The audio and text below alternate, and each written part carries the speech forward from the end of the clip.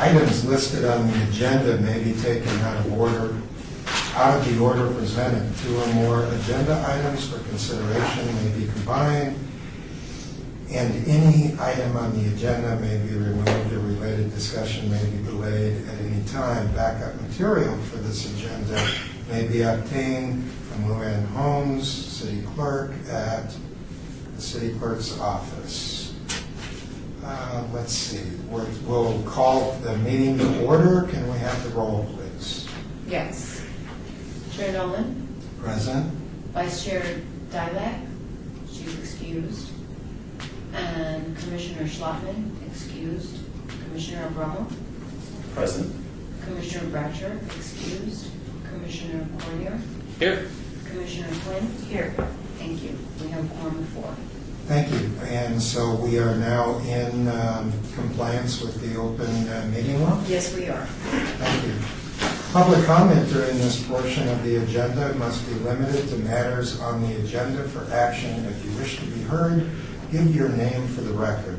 The amount of discussion as well as the amount of time in any single matter, single speaker is allowed, may be limited. Okay, do we have anybody wishing to speak at this time? Seeing none, we will continue. For possible action, the final minutes of the last regular meeting, I'm not sure. Clinton, were you here? I was not.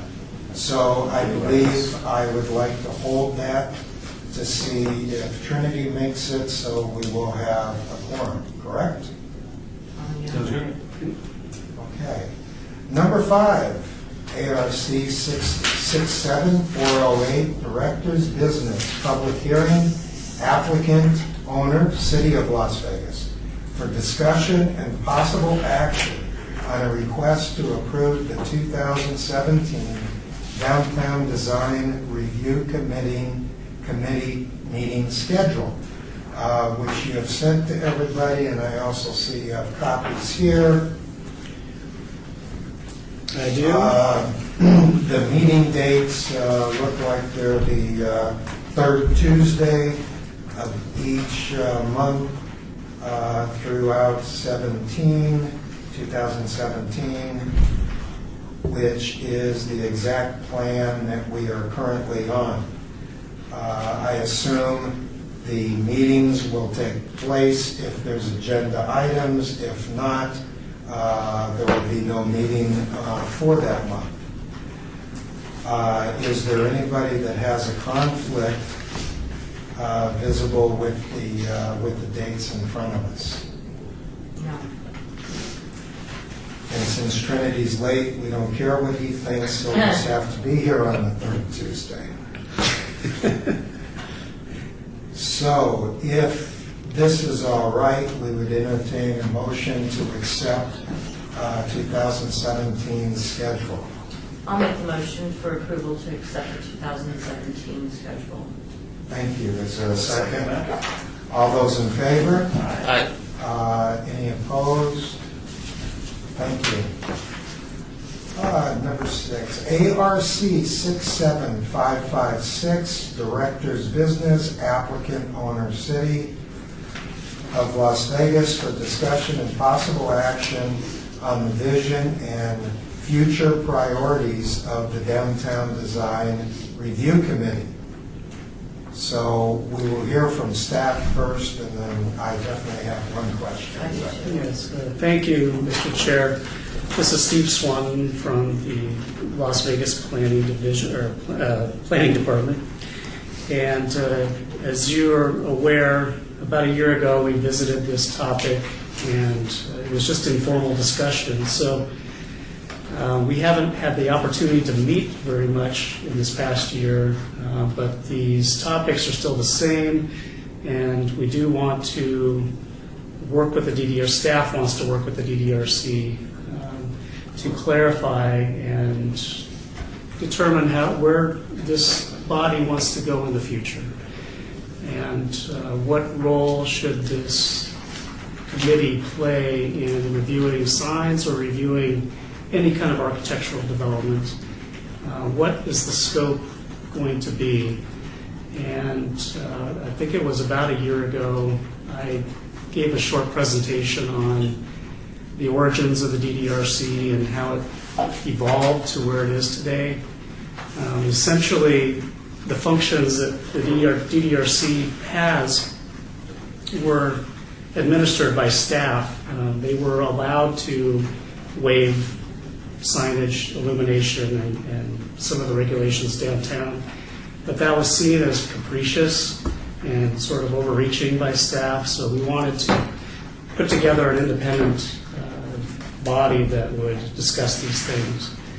So there wouldn't be any sort of question of staff being in cahoots with any particular developer or applicant or just capricious in their decisions. So I'd like to throw this back to you and discuss amongst yourselves, and we can have a dialogue today, or we can even put this off if you want everyone on the committee to be involved, Member Bratcher and Member Schlotman included, and DILAG, to where we can agree on possibly a workshop date, what types of topics you want to talk about in the workshop, and again, where should we go from this point. So with that, I'll turn it back over to you, Mr. Chair. Thank you. I want to hear people's opinions on this. And actually, since there are no agenda items, if we were going to do a mini workshop today, I guess it would have been a good day. And that is well taken, that maybe we should, we'll make a couple of comments, but maybe this is something, assuming that there's not a lot to hear the next time we meet, that it should be brought up again with the full committee so we can get everybody's input. Mr. Chairman, through you, I believe we just have one item for next month's meeting, so we could add another discussion item, assuming that everyone will be in attendance. Right. One is, I think it's good. I think we've met a lot where people have come in and realized some of the regulations and the ordinances that they must follow. And staff works, I believe, as much as they can with them, is able to handle things, some things administratively, and work through them.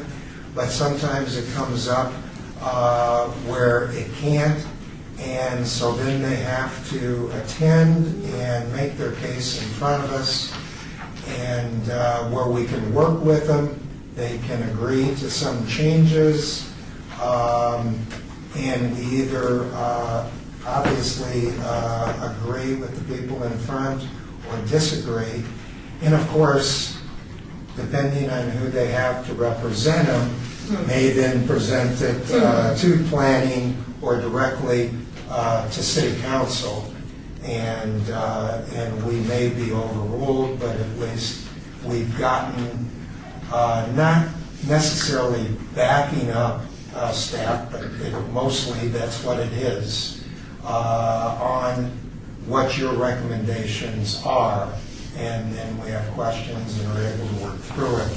So I think some of the lack of people coming and not coming in front of us as much, there's not as much construction right now on the scenic byway, possibly. Some of the things, they know what's required, they know what we're going to ask, and they get it worked out with staff and get it approved or disapproved administratively, and that reason might be a reason they're not in front of us on some occasions. And as Member Knoyer can attest to, there are numerous situations where there are violations on the scenic byway, and they're not caught, or they are caught, but after the fact, and so they do come before you to obtain waivers for the signs they already have. So we try to work with them and get them into compliance as quickly as possible. That's very good. I do have a question Are we going to continue in the drug business? That was what I was going to mention. If I may just say something about that. I'm concerned, my friend Scott Rutledge lobbied very hard to get the recreational marijuana passed. He told me we're going to have 80 licenses in Clark County and Las Vegas, which will be coming in front of us in the next year. I'm very concerned about the signage. Some of the medical places will be the first to get recreational marijuana, is what he explained to me, because they've already been checked out. So my worry is the signs, like they're going to say, recreational this way, medical that way, with lights. I mean, I think we have a big thing coming in front of us, and I think the more careful we are, the better we will be. But I also think we need some standards for myself to follow, because I don't understand, is one going to be flashing red because it's going out, you know what I mean? So I'm concerned about it because I don't know enough about it, A, and B, it's coming, and it's coming quick. So that's my comment, and maybe a little, if we do have a workshop, maybe we could incorporate that, because that's a lot of stores, So that's my comment, and I just don't want us to look like Amsterdam. I'm not in fond favor that it passed, and I'm concerned about it greatly. So that's my comment. Thank you. My comment, my comment would be, number one, I believe it's important that we do have a meeting about really what we're trying to achieve in the next however long. I believe our terms are, 3 years? Is it a 3-year term? I believe so. I believe it is 3. And I believe we're 1 year, I think, into the 3-year term. At least several of you. I'm in 1 year now. Yeah, so to me, it would have been extremely helpful, as I think this is my second term, that we had some sort of direction of what the city's looking for. I think it's important also that we better understand, it's no longer called the Centennial Plan, what the master plan is for downtown, so that we can better understand what ramifications may or may not happen based on signage. I believe the comment about approving recreational marijuana and having a clear understanding of what should be. Again, I think it's important that we tie whatever signage is going to be approved to what the strategy is for the city as we start to see infrastructure development come to a conclusion in the next, hopefully, 18 months. My personal belief is that development will really follow that. I think we're going to be a little bit of a standstill until then. But it'd be nice to have a plan in place so that when development does come, and it comes fast, which I believe it will, that there is a set of rules and understanding of what the expectation is all this new development, so we're not constantly reinventing this. So for me, a meeting sooner with the entire membership would be something I'd like to see. And may I just say, last meeting, the applicant lost his pot thing with that, with the reader board, and at the planning commission, the owner of the place came in place of him. And the owner was somebody everybody knew, and he was so angry when he lost, and nobody wanted to vote against him because he's a really likable man and all that stuff. But here's the deal. If we cut corners for one, they are cut for everybody. And that's what I tried to explain to him at the dais. But I think my thing is we cannot show favoritism and go out of the box. If city council wants to do that, that's fine. But I say it should be regimented here, carried to planning, and consistent, because giving somebody a little bit more, it just sets the precedent to give somebody else a little bit more, because we all know these people. And it's tough to say no to Frank Hawkins. I almost grabbed my piano, excuse me. Thank you. It was like, jeez. Thank you. He was angry. But so that's my thing, is the consistency of across the board the same for everyone, and if they don't like it, then they go upstairs. Thank you, Member Quinn.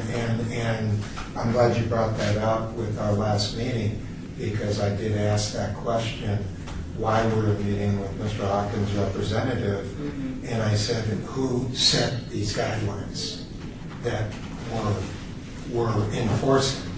And I was told it was the city council that set the guidelines of which we were following. And so by reading what they set and what the request was, according to the guidelines that we were given, I don't think we had a choice other than vote against the waiver. Yes. And I think we said at the end that if the city council changes their mind, it would be up to them, but we followed what we were given as the guidelines. So did planning, sir. Yeah, so I agree, and the question is, the city council deemed this group to take that preliminary action with all the people applying for the medical marijuana, and it was strictly, like you said, Member Glenn, it was strictly, our part was on the signage. But it was able to vet a lot of people that were applying to the next level. And as then the others took over. So my question was, do we think that that's going to come back? Is the city council, like they did last time, going to request that this committee is the starting point for people applying, or are they going to decide that that's not really in our realm and it should go a different direction? I don't know the answer. I hope not. Mr. Chair, I don't know the answer as well. At this point, I understand that the city has 2 years to come up with regulations for recreational marijuana, those uses. And as a matter of fact, this afternoon, we will be receiving a talk over at the Development Services Center about that topic, and just an informational session. But I don't know much about it. The legislation that's already been talked about and then passed. So I would like to see what happens as well. And I don't know if the city attorney knows any more about this, about what could happen as far Can I as just say the that with no DVRC. disrespect to you, they might have 2 years to do the regulations. They're coming much quicker than 2 years. They'll have to be, I'm sure. Yeah, I'm already getting calls from people, and they want us to, so my point is, I hope those regulations are in place in the next 6 months.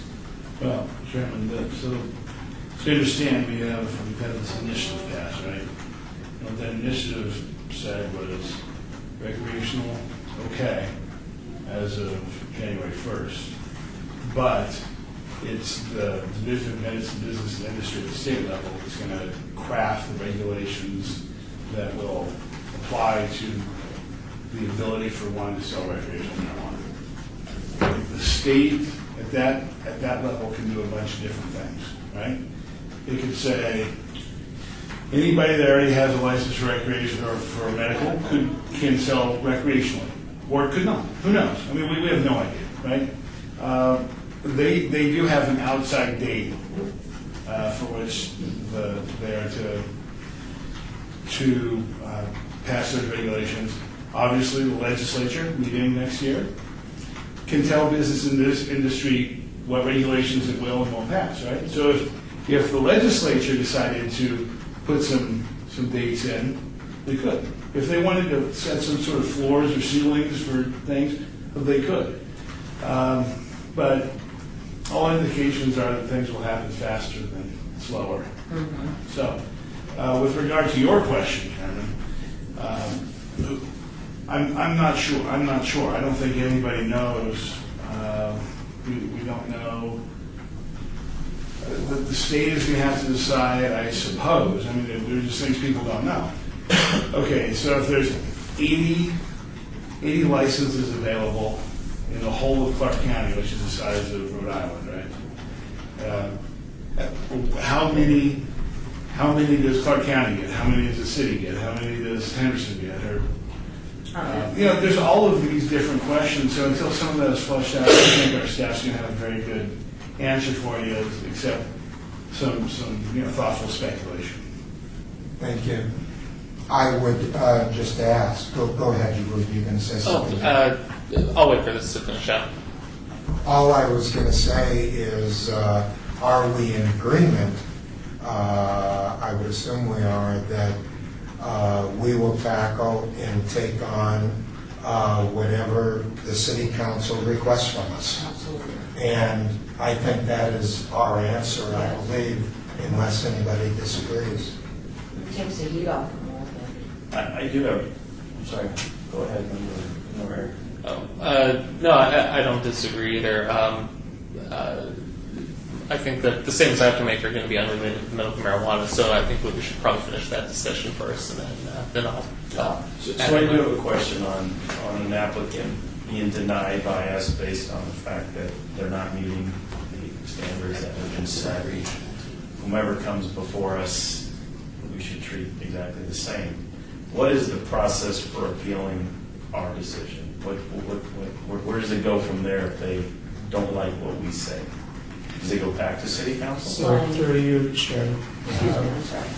It is appealed at the applicant's request to the city council, so they don't have to go if they don't want to, but most people would essentially apply with the clerk's office to appeal that decision of the DDRC and put it as an agenda item on the city council. And then it's heard by them, and they're the final arbiter. It Of did that come through issue. planning as well. application. That's because there was an accompanying planning application that affected Right. the sign. Right. There was a waiver of your standards, and there's also a variance of Title 19 planning Yes. standards. And so they appeared to mesh when in fact they were actually two separate applications. Correct. Yeah. So my request would be to stay on topic of medical marijuana, that we as a committee understand clearly what is the intent that the city has for signage for this particular business model. I believe it would avoid a lot of potential, what I think might be potential conflict. Because if we're not well versed on what the expectation is, I just don't know, from a personal experience, how do we control that? How do we make sure we're not giving more to some and less to others based on relationships? Yeah. So I think that's number one. That's an agenda item that needs to be definitely, at least as we get prepared for January 2017, that we have that opportunity to truly vet what what the city expects of us. Maybe that should be a little workshop through you, Mr. Chairman, just a little something. And one thing that happened in the last meeting was we did bring up the applicant's request was not in accordance with the guidelines that we were given.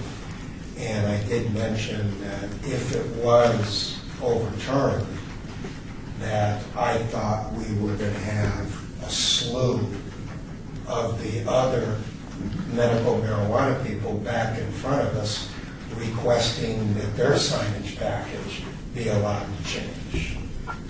So I didn't know the follow-up. Thank you, Member Quinn, for bringing that up as to what happened, because I didn't know what the follow-up of that was going to be. He was very angry. And Mr. Chair, some of that is out of your control Right. because the city council passed the ordinance that allowed them to waive the 30 square foot requirement. So there may very well be everybody coming back to get a larger sign, but they would have to ask for that waiver and have it granted. What else? So, Member Canoyer, for the record, So I know Member Brasher for sure, if he were here today, would bring up the topic of LED and reader boards for the DDRC. And currently they are not permitted along the scenic byway. And the question is always, as that is a newer technology and it's becoming cheaper and much more prevalent, do we begin to allow it? However, when we do begin to allow it, we've had issues with the three major ones, well, at least two of the three major ones that are on Las Vegas Boulevard now. One of them is still currently utilizing it as an off-site advertising or billboard. Despite repeated code enforcement actions against them, they still continue to use it as a billboard. So, I think we need to ask what that entails, and if we do decide to allow it, to what extent, and how does that play into what is Las Vegas, right? Because some of our requirements, having the 75% neon or animation, a combination thereof, really exudes this kind of Las Vegas persona, but what does a rectangular television screen do to promote Las Vegas? And so perhaps we need to either consider size, shapes, or, if we're going to allow it, to what extent, to what maximum capacity that's non-waivable, let's say. Also, with changing technology, we constantly hear from sign manufacturers that neon is becoming a very costly element to produce and to maintain. And several sign manufacturers, I believe Yesco is one of them, have come up with an LED neon tube. And it would be very interesting to either see a demonstration on that. I know the color range is a little different on that than classic neon. However, it's, from what I've seen, it looks to be a decent substitute. So maybe we could perhaps see a demonstration of that, or see something of that, and determine, are we going to allow that as a substitute for neon illumination, or add that into a combination of neon, LED neon, or animation. Also, we probably, in the workshop, should look at any other exceptions to the neon or animation code requirement. I believe currently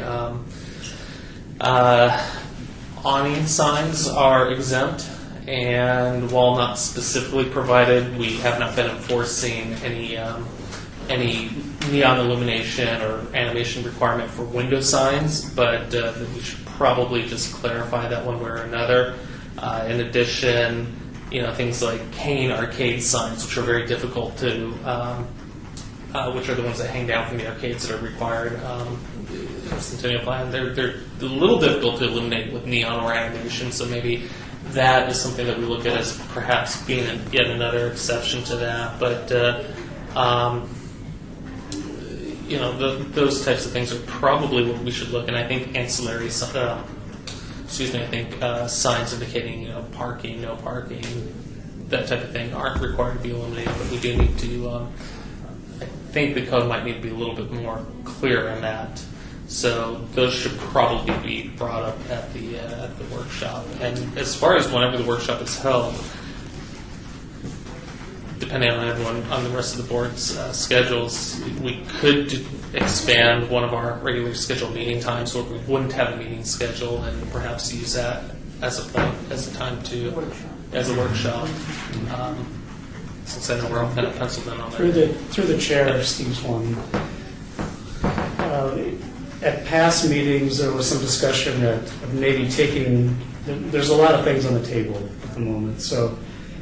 Maybe taking one or two of those and discussing them at a regular meeting, or we could set aside a specific date and treat that as a workshop, maybe a lunch hour or a 2-hour workshop where we cover several different issues all at once. And then to your point on the code issues, we just have to note that there has to be some impetus to change the code, whether it's from staff, through our director, or through one of the councilmen on their own, asking for these changes. And then, is there some kind of impetus to change that? So I know that staff has been long wanting to make changes to the sign code, including the downtown signage, but just with all the different things that have happened over the last couple of years, just haven't had a chance to complete that task. But we would obviously entertain any advice that this committee wants to give regarding signage, and we would count you as something of, as being concerned about it, somewhat of experts on it. So we would listen to what you'd have to say and take those into consideration. Okay, and for the board, the annual scenic byway review is coming up at the beginning of the year, so I Excuse think me, what review? the annual scenic byway review. All right. So I think we may have a few people coming in after that. Well, technology, as you brought up, technology is something that you have to look at. We know the intent of the signage is to be consistent and have that neon lit type thing, but if there's technology that accomplishes what it is that we're after, you have to accept the new technology. And we could bring in someone from the sign industry to demonstrate the different, LED neon or some alternative that they might have. Obviously, nothing really matches neon. Neon is neon, and it provides a certain type of glow that you don't get with the LED. But they've begun to start approximating that. So it'd be interesting to see what everyone else thinks and how that might go. Another thing that was brought up at a previous meeting was, are there certain uses downtown that neon may be thought of as inappropriate for that use? I know we talked about a attorney's office in the past. Okay, so what, That's fine. and Maybe government buildings. So is is our that representative, and he kind of made a comment about the DDRC when he overturned what we said, but I'm not sure that he was completely informed. There was a law office that put up a sign without permission and was caught, and then they had to come in and ask for permission, and it was a little bit misleading where a long-time older attorney brought up, we're a law office. I can't have red and orange flashing sign for a law office. That's not what we said. We said it should conform and can be in smaller block with a professional white neon. Nobody was saying that he needed to have rainbow sign in front of his building. But he brought up the same thing to City Council, and the representative of the area, councilman of the area, said, why would they tell you you need this? That's not correct, and we're going to grant the waiver. I think it was more of a misunderstanding in that particular case. We were talking about a sign that's on the scenic byway, but being a professional building could be simply done in white. Sure, it's And not not necessarily an flashing. impediment to you. You can It always wasn't- waive the requirement if you so chose. Right. But you felt that it was appropriate and could be done in such a way that was professional. And Member Penoy here, had I been on the board, I would have recommended too that he go for awning signage, which does not require animation, only a sign certificate, and that would have looked very professional and very what one would expect of a law office, and it probably would have helped the facade of that building quite a bit. The other items too, like with the LED neon, if you remember when Pond Plaza came before us, right? And the argument was made that the neon would be too hot near people's heads, so therefore I shouldn't have to have any neon around my LED reader board. Well, we could have again, this is a little bit before my time, but my recommendation would have been, well, what about looking at LED neon as a cooler energy alternative? And there are always solutions out there. It's just sometimes the applicant doesn't always want to take the solution. Right. Is there any other comment on this? And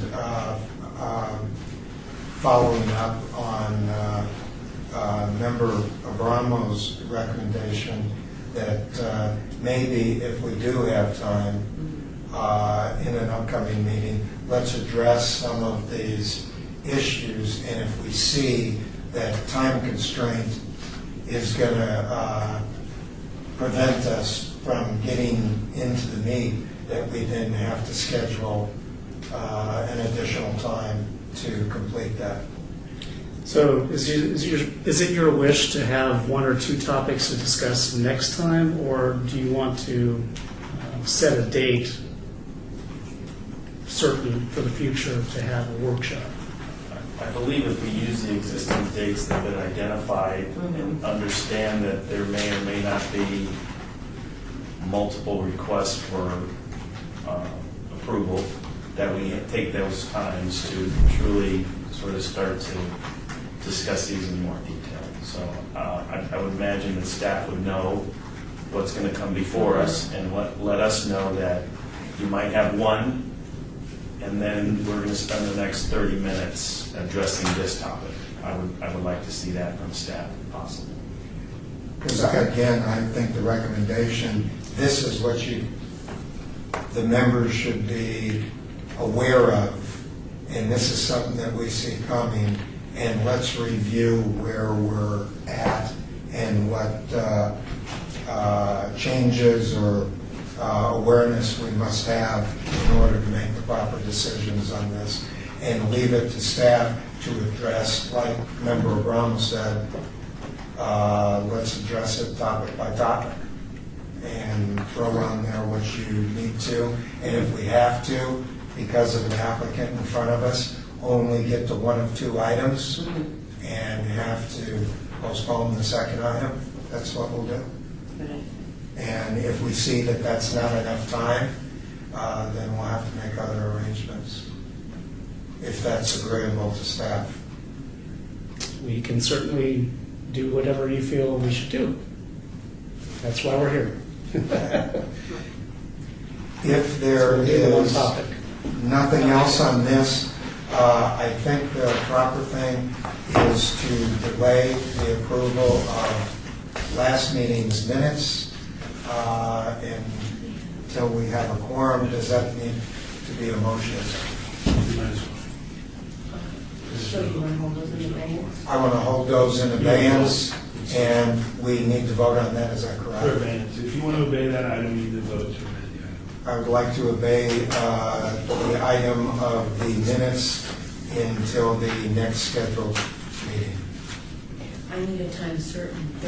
For abeyance, I need a date certain. It'll be December January 17th. December 17th. 12th? Or no, I'm sorry, this is November. That would be if we have a meeting in December. Is it the 23rd?